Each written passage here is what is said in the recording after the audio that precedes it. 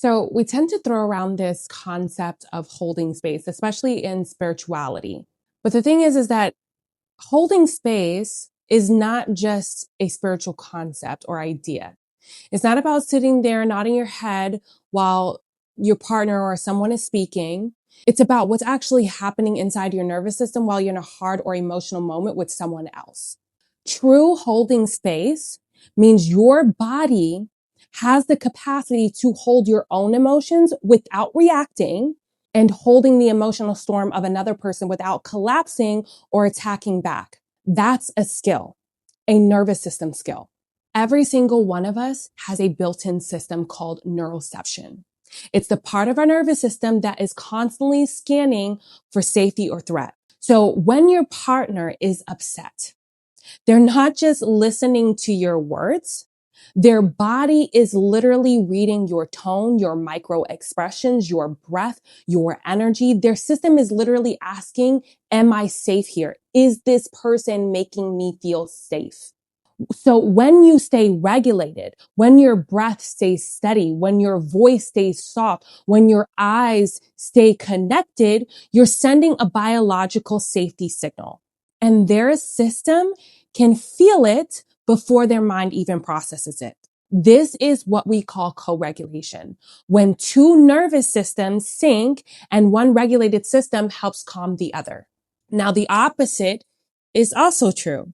If you get triggered, defensive, or you shut down, their body registers that as a threat, even if your words sound calm. That is why conversations will spiral fast. Not because of the words, but because of what the nervous systems are broadcasting beneath them. Okay, so personal story. I used to experience this all the time in my own relationship. There were moments when we were having a disagreement. And even though I thought I was listening, my body was actually tense, actually waiting to defend myself. So my chest would tighten, my breath would get shallow, and my mind would literally start racing to figure out how to be right. And your partner can feel that. So even if I didn't say anything, they could sense that I wasn't really with them. Now, over time, I started working on my own regulation. I stopped trying to control the conversation. I stopped getting reactive and I focused on what was happening inside of me. Instead of defending, I let my breath slow down. I relaxed my shoulders. I reminded myself, this is not a threat. I'm not being chased by a lion. I don't need to be in survival mode. This is just maybe a difficult moment. And something powerful happened. Their energy began to shift. Their nervous system started to settle just because mine wasn't in that fight or flight mode anymore. The conversation started to change without me even having to say anything because I was calm.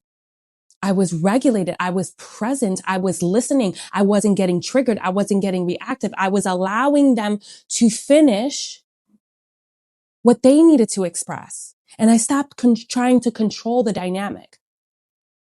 That's what holding space is. It's your ability to stay grounded enough that someone else's storm doesn't literally knock you over. It's creating a stable container where their nervous system can start to find its way back to safety. Because that's the most important thing. You can get through anything, any conversation, any disagreement once that other individual is regulated. You don't add fuel to the fire. This means that during a disagreement, you're not jumping to fix or to defend or to judge or play teacher. You're letting them fully express themselves without making it about you.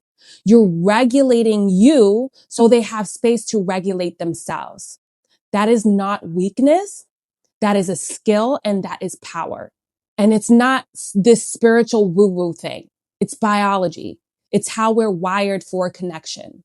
So if you've ever wondered why some conversations, they get stuck in that loop, or why someone can say all the right words, but it still doesn't feel safe, it's because it's about your nervous system, and your nervous system speaks louder than words.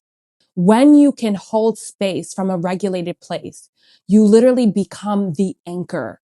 to whatever storm that person is facing. You give someone the gift of safety, not because you fixed anything, but because of your presence. Because your presence told their body you're safe to feel here in this space. This is a safe space. That is the real power of nervous system work. That's where real communication starts. And this is exactly what I help my clients with. So if you're interested in working with me one-on-one, I have a couple of programs. You can message me or check the link below.